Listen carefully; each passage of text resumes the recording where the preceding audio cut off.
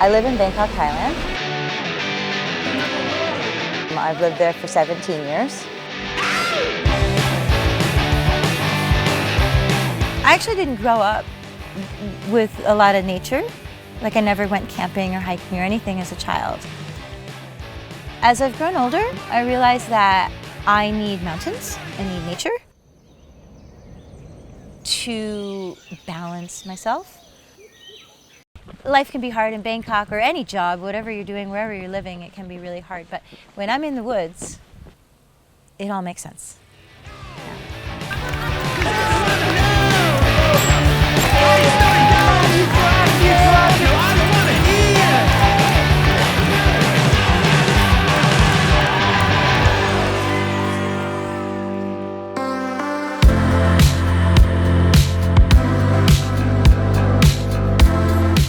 I just had this itch that I really wanted to travel. I think it all started because I did a study abroad course in India while I was in university.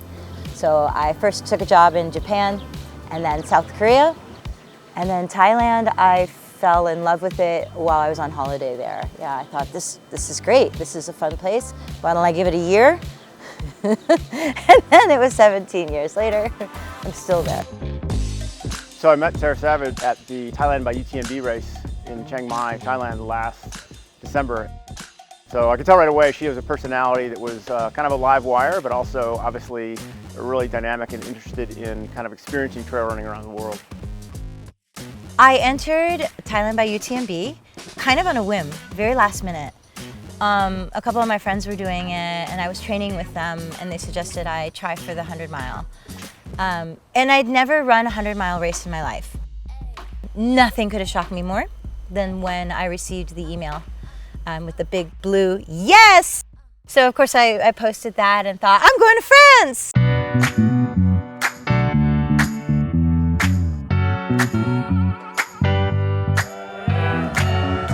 This is my first time coming here. I've never been here before and I'm thrilled to be running CCC.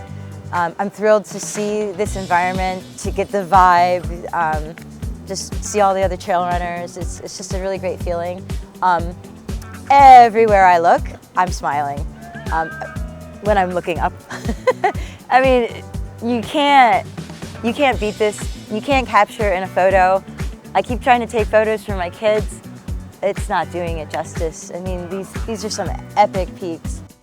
There's a lot of other great races around the world, but they don't have that same pedigree of what Chamonix brings. I think what the World Series will do is both inspire athletes and runners all around the world to go to those races, which will then have that same vibe and then inspire them to try and qualify to come here.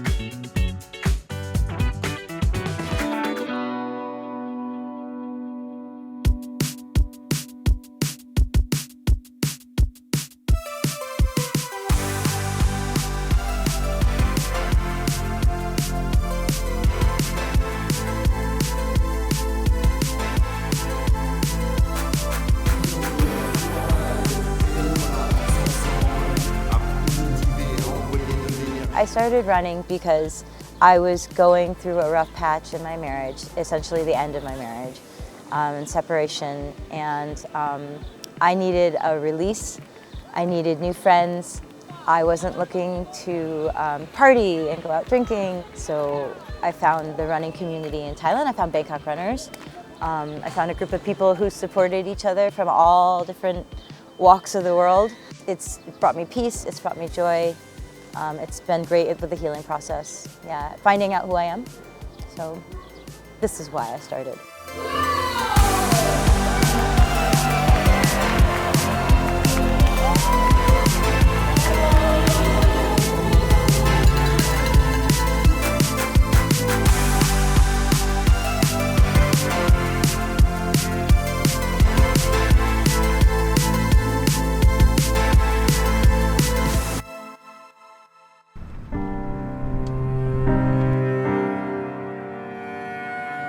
So I was having fun up until 60 kilometers, and then with 40 kilometers left to go, it's kind of when I started to hit my low.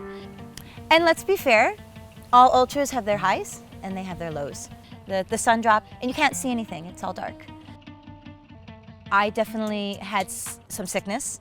I would account that to altitude sickness. Usually I take on these hills steady, strong.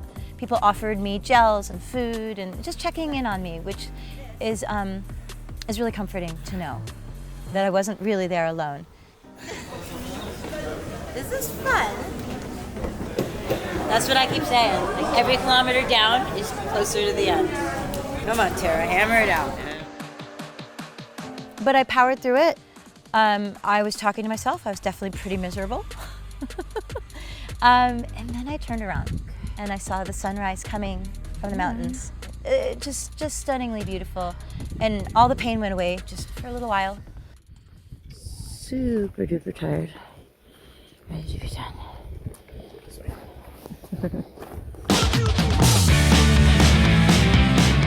So the final descent down to the finish line is 7 kilometers. It's just filled with people clapping and hooting and cowbells going and people saying your name and go, ale, ale. It gives you hope of other humans supporting other humans.